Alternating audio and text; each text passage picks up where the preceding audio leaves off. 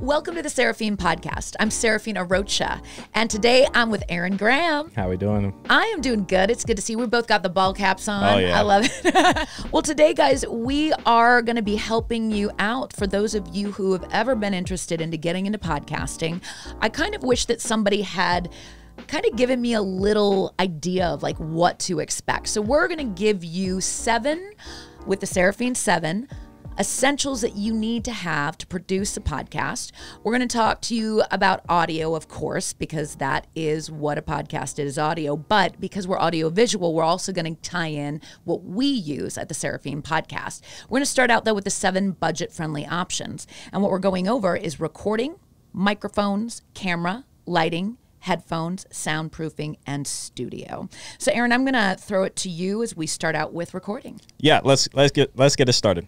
Okay, so for recording a podcast, of course, you have to record the audio. I think for the most budget-friendly option is recording either on your iPhone or your smartphone. There's multiple apps that you can get through the App Store, or even have like a voice memo that you can easily speak into. I mean, that's really budget-friendly. You can either plug in your headphones and you can talk into your little like mic thing that you would usually use for like phone calls. And then the next option I think would be a computer or a laptop, because I feel like almost everyone nowadays has a computer or a laptop, and it's kind of the same story. MacBooks have their Apple Store or their App Store, and then like Windows has their Windows Store, and they all have recording apps that you can speak directly into your mic that's on board of your mic of your camera, or you can download like what we used to do, my very first podcast in high school. Yeah, I love it. I'd love to hear one of those. I love the name. So I came up with the name of it. I wasn't really like super a part of it, but I came up with the name of it, and it just seemed super clever because it was the kids at our lunch table, so we called it the lunch table. Oh, I kind of like that. That's like the perfect name for a podcast, because it's like you gossip, you talk about your stuff at your lunch table. Totally. So we named the Lunch Table Pod, and we recorded on Anchor, which is basically a distribution podcast app / website. You can directly record on there, or take your pre-recorded and upload it, and it'll upload it to everywhere else. You can also do it on iMovie. And then, like I said, check your apps and everything else. But yeah, that's the 2 budget-friendly options that I think are best for recording your audio, is your iPhone or your smartphone / computer. So I'm going to go into microphones. When me and Aaron first started doing our first podcast, the Healthy Me podcast with YPG, we actually started out with lav mics, and lav mics are about $25 to $60. I would say they're not ideal. My favorite. They're not my ideal. And why would you say? They work. They were, well, just with our situation and what we were using with just the devices that we had at the time, we were a very budget-friendly podcast at the time. But some pros to it, though, is it's small, compact, cheap, and it's great portable. For starting. Yeah, it's portable. Yeah, it's portable. And we do have a lav mic that we use every once in a while. I've done like definitely on-the-go recordings. I mean, they work. It's just not what... We've become kind of microphone snobs now. I mean, hence to the one we're using. But the other one you can consider is the Yeti Blue Snowball. Aaron's actually used this. I have not. So I started out using a Yeti Blue Snowball when I got into like gaming heavily.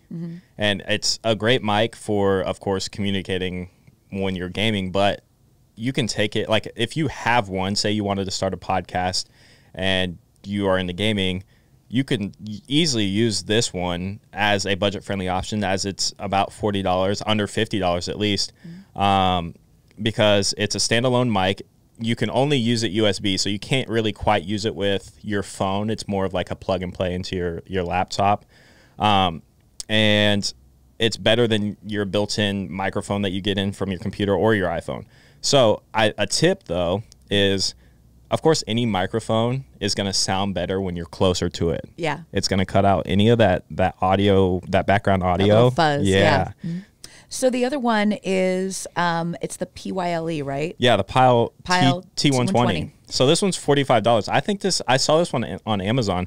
We're going to try and get all the links for you guys off of Amazon, but this one's a condenser mic, and it basically means that it's sensitive on one side. Most of your your mics like this are condenser mics, and unidirectional, which means basically if you speak on this side, it cuts out everything on the back of it, so it tries to take away from all of the background noise, the side noise. So it almost funnels the noise. If I'm talking on this side, it's not gonna.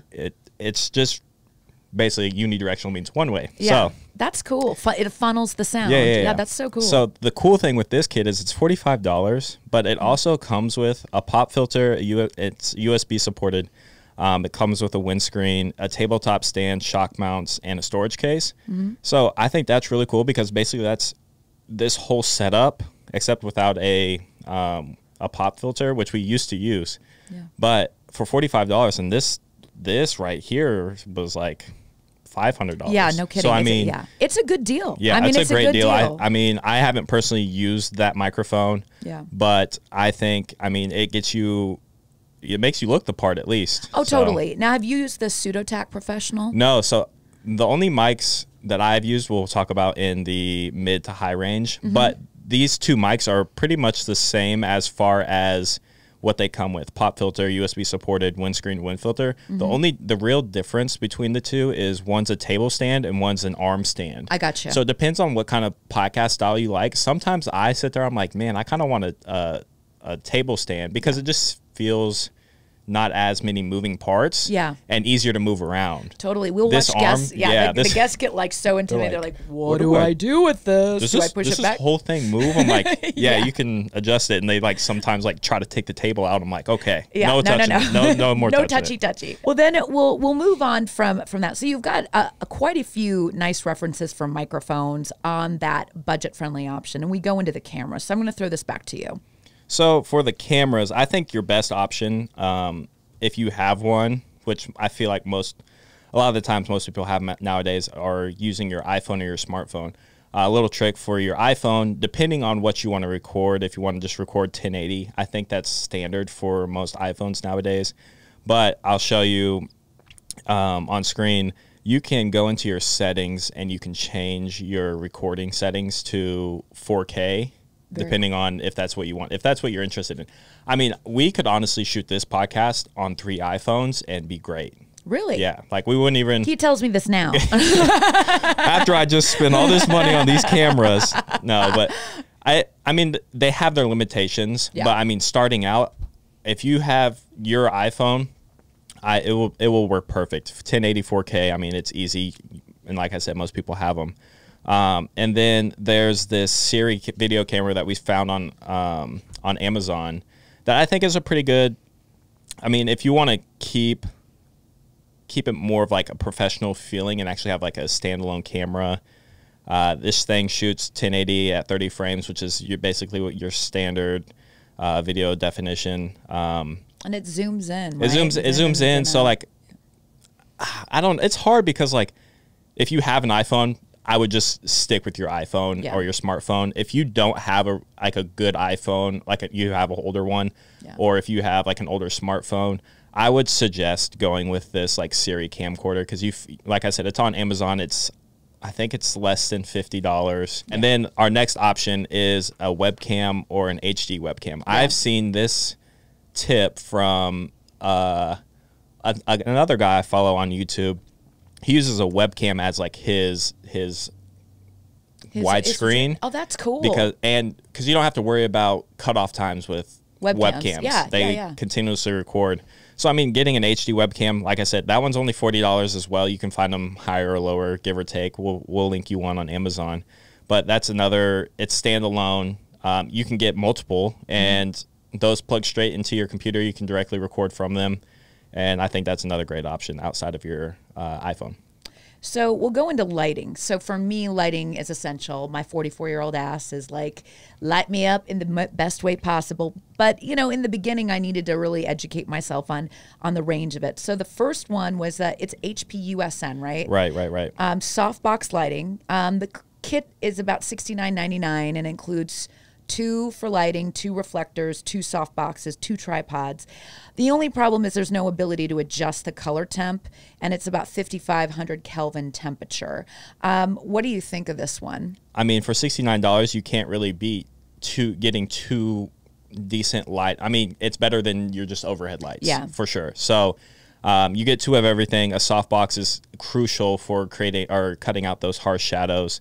Like you said, the only thing that is kind of stinks about it, well, one is it's an actual light bulb. It's not LED panels. It's stuck at 5,500 Kelvin. So you can't adjust your color temperature to make it warmer or colder depending on the color temperature of your room. If you have mostly everything budget, but you have a higher end camera, your camera will have auto white balance. And so you won't really have to worry about it sticking at 5,500 Kelvin, but it is, I would consider it still being a con.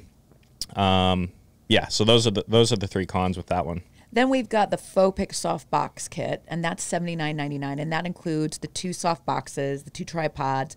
It has a remote control, which is pretty cool. Adjustable light setting. It's white and warm yellow blend. Temperature range is a little bit better. So we've got that 3,000, what is that, 6,500 Kelvin. Yep. So this one's actually adjustable. It's almost the same as the last one, but like I said, it's adjustable. It has the 2 remotes. It's just a little more technology in it, but still around that. It's under $100. So it's really more of like penny pinching. If you're really trying to be budget, I would go with the HP USN.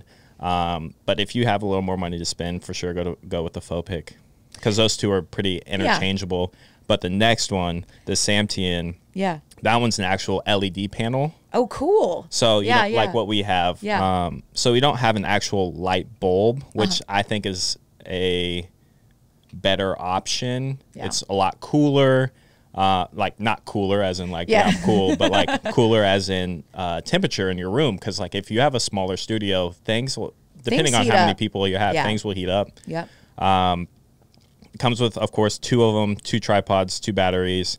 This one comes with filters. Instead of being able to adjust your color temperature, you just lay these filters on and it'll make it warmer or cooler. But you can adjust the brightness. So that's one thing that this one has that the other two that were just light bulbs don't have. All right, so moving on to headphones.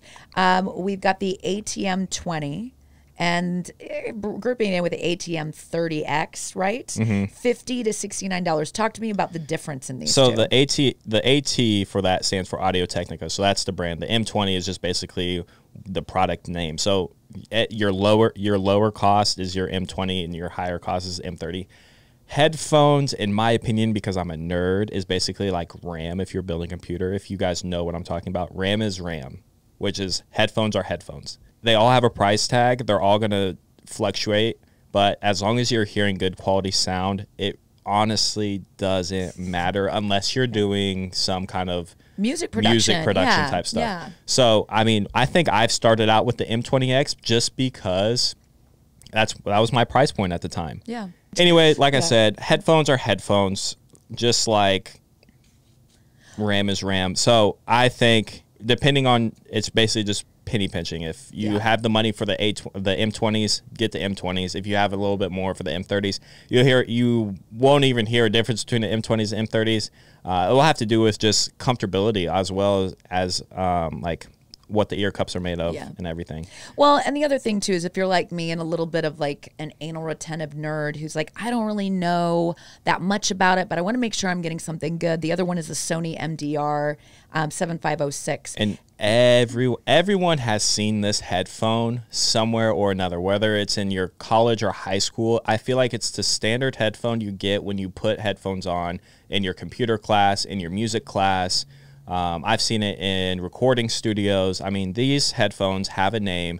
They have a reputation as being one of the best. You can't go wrong with them. No. And I mean, they've got literally 14,000 reviews and they're all 5 stars. Yeah. $99. I haven't seen anything like it. Yeah. So, I mean, to me, it's a no-brainer. So these have great sound quality, weight, and the preference of the headphone, it's really just up to you. So I would suggest going into like a Guitar Center or a Best Buy and trying on a bunch of different headphones. The next one is soundproofing. So honestly, the cheapest thing you can buy out of all 7 of the things that I'm telling you to get is soundproofing. And you got to leave it up pretty much to your discretion. There's a 48-pack acoustic foam panels that are the XYN log. They're $45.99, and I think we ordered like 4 packs. We ordered a ton of packs. I don't even Actually, know. more than that. Yeah, I don't even remember how much. I think we started out with 4 packs, and we were like, oh shit, we've got to do more. Yeah, our whole room behind the camera is soundproofed. We did as much soundproofing as possible, just to almost experiment, as well as just we wanted to make sure we were good with the sound and cutting out as much as possible. And I live in like a very industrial place. And right next to the highway. So we hear a lot. And like we hear like even sirens every once in a while you'll actually hear in the room. So I'm a hardcore believer in soundproofing if you're not filming like in a basement underground somewhere. I mean, the smallest thing helps. Yeah. I mean, these are the cheapest thing you can get. We did the cheapest part, one, just because we didn't know how long we were going to be in the studio. 2, because we were just starting out. So I mean, honestly, a lot of this stuff that we're putting in this list is stuff that we've gone through. We've done the trial run with it, and we are still using some of the stuff we still have. So, yeah, I would totally suggest this as your most budget-friendly option. And then they have, of course, higher end ones. Like the was it a ZHE? Zermo? I don't know. Zermo. It's a 48 pack. ZRMAO. Yeah, it's a 48 pack, just kind of like these ones. Yeah. They're a lot thicker, and they have a more smooth looking round shape. Yeah. The style and shape is the preference of it. Like you can make it look a little bit more sleeker than like the squares. Yeah. And those are going to be $95, $99, like right around under $100.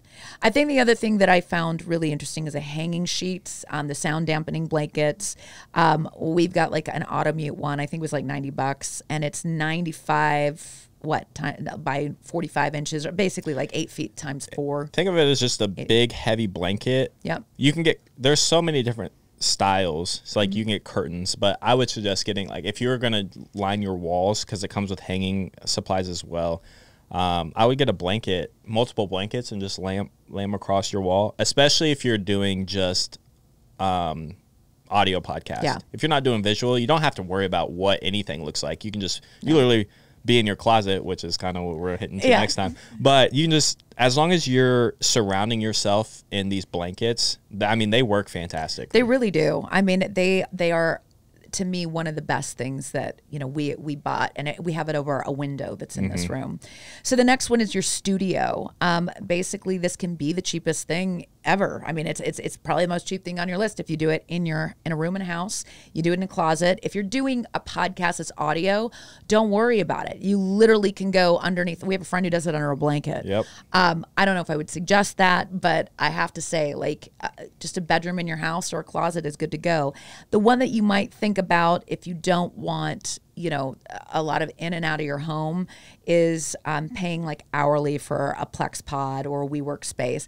And that pricing starts right around $30 an hour. The average, I think, is about $50. About 50, yeah. You can find the cheapest one around 30, average 50, and then, of course, it gets up high end where you're sitting in whole studios. Yeah. So.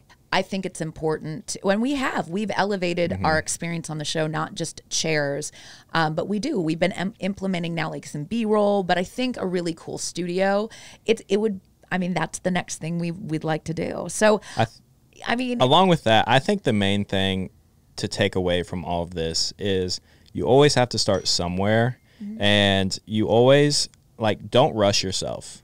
I mean, the thing with podcasts is, like, people start it for a week and then they give up because it's not catching traction, but nothing, like, what's the saying? Rome wasn't built in a week or something. Rome wasn't built in a day. Yeah, something like that. So I mean, same with a podcast. Just each day, just take it day by day, upgrade your equipment however often or not often you want.